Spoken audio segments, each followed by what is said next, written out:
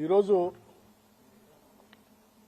ఒక ప్రధాన వార్తాపత్రిక ఆంధ్రజ్యోతి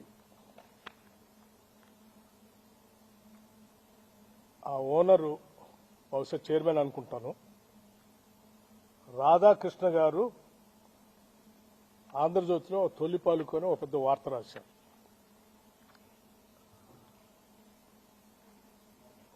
అందులో రాష్ట్రంలో బొగ్గు గనుల కోసమే కొన్ని వార్తా కథనాలు వండించబడతా ఉన్నారని వారు రాస్తూ దాంట్లో నా పేరును కూడా తీసుకొని వచ్చి వారు పెద్ద అక్షరాలతో రాశారు.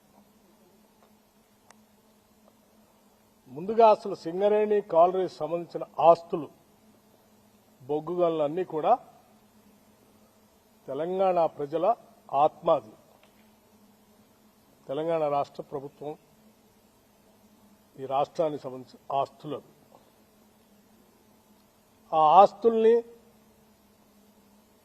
ఈ ఆత్మని కాపాడి భవిష్యత్ తరాలకు అందించడమే నా ముందున్నటువంటి ఏకైక లక్ష్యం. రాధాకృష్ణ గారి లాగా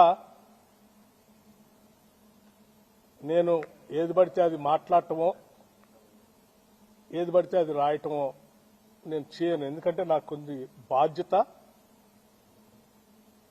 ఒక విధానం కూడా ఉంది. ఎందుకంటే నేను రాజకీయాల్లోకి వచ్చిందే ఒక లక్ష్యం కోసం వచ్చాను. ఆస్తులు సృష్టించుకోవటం కోసం, వ్యాపార సామ్రాజ్యాలు విస్తరించుకోవటం కోసం,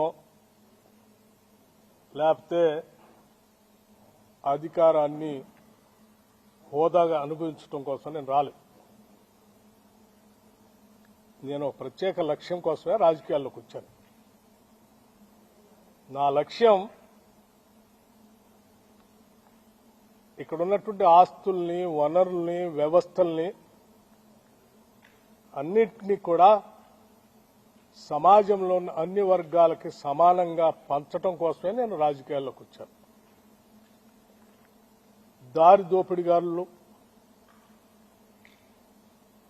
లేకపోతే గద్దలు లాంటి వాళ్ళు సమాజం మీద పడి పీక తింటా ఉంటే వాళ్ళని రక్షించడం కోసం, వాళ్ళ తరఫున మాట్లాడటం కోసం రాజకీయాల్లోకి వచ్చాను.